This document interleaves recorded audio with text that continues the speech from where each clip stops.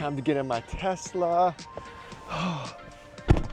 Holy, it's like I'm in a new car. One thing I always missed in my like 2015 super old car is rear cross traffic alert. You're in a busy Costco parking lot, being able to see and hear or get a notification that a car or someone is coming in behind you is super clutch. And for some reason, Tesla didn't have it until now. Now when you go into reverse, if a car or someone's coming in behind you, it'll blink red and let you know that there's someone there. There it is. Oh, both sides. Ooh, this is good. Now I'm going, oh. But there's nothing there.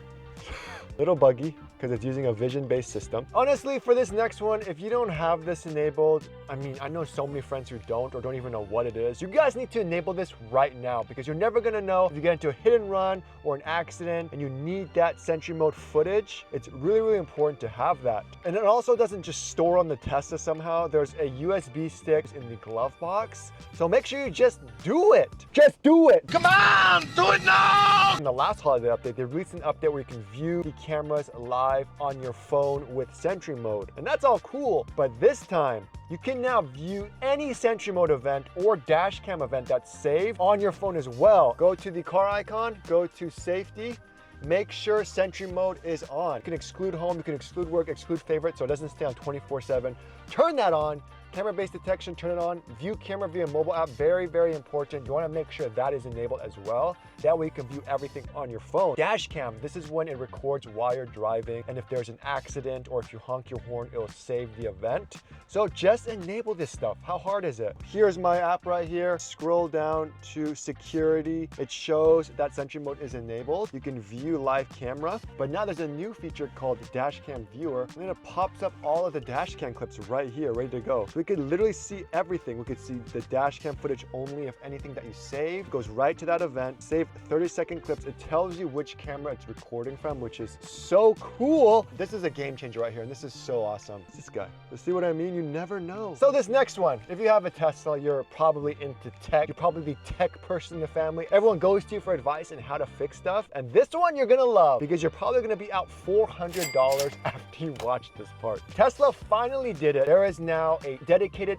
Apple Watch app for your Apple Watch, and it's just for the Apple Watch. So if you don't have an Apple Watch, go buy one now. And people are doing it. I know so many people are doing it. Make sure just on the latest iOS on your watch, latest iOS on your iPhone. Go to the App Store, make sure your Tesla app is fully updated. Just click it, and this should be fully updated. If it's not updated, it'll say update. And once it updates, it should be here immediately right here, Tesla. If it's not there, just find it and install it right there. Show app on Apple Watch. So now we're on our Apple Watch. Click here, find Tesla.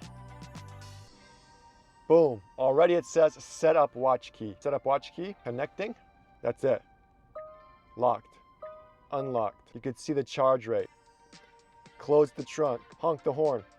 I wish I could customize this though. Maybe in a future update. It even shows you solar, how many kilowatts you generated. You don't have to go to Bluetooth or anything. As long as you're near the car, you can set up instantly, which is so cool. Music's playing, now we're gonna go into reverse.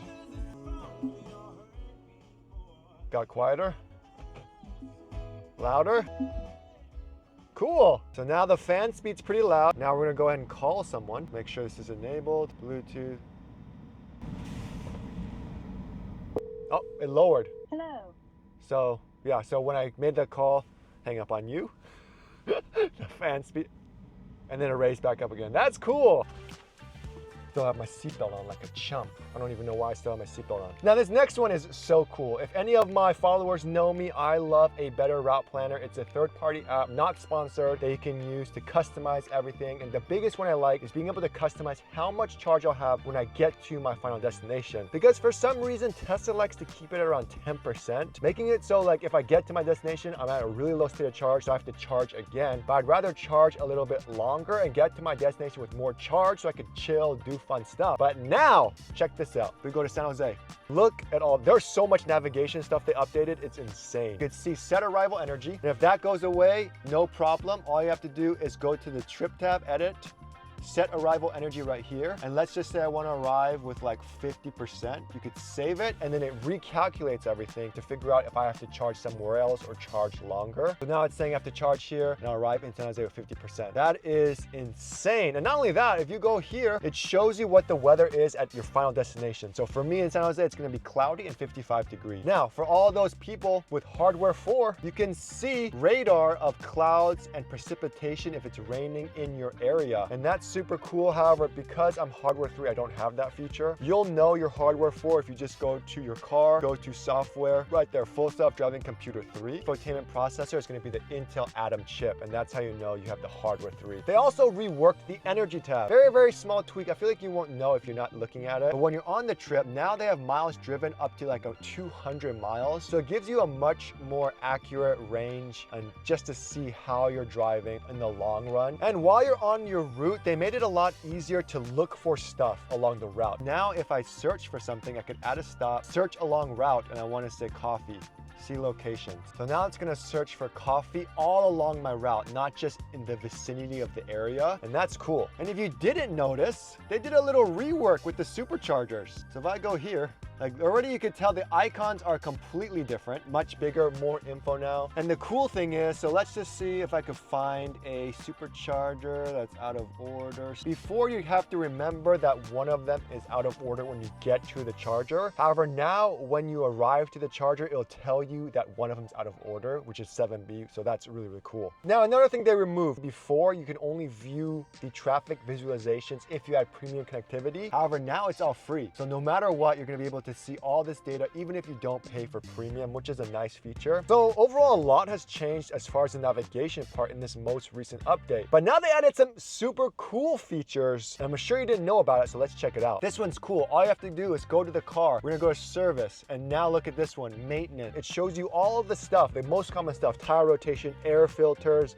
wheel alignments that's overdue or that you need to record. So for instance, if I did a tire rotation, I could click this, record it, and it'll ask you to make sure everything's correct. Service stop tire rotation or cabin air filter, I can record it and show that I recorded it. That way it'll remind me next time that I need to do it again. And it's a nice feature to have, because before the only way to see all these details was to go into the secret service menu. However, now it's nice to see those stuff. Now, if you don't know what I'm talking about, secret service menu, what's that? Go to software, you're gonna hold the Model Y or whatever. It's gonna ripple, password is service, enter. And this is where I would see all the other stuff like the air filter life and everything if I ever wanted to check it. Has all this info with the batteries and all that stuff. And then to exit, you just have to hold the exit button. And also under service, I never noticed this before. I don't know if it's with this update or a previous update, but they quietly added the ability to heat up your charge port. It's weird how you have to do it all the way into the service, but it is nice to know if you can't get the charger out because it's too cold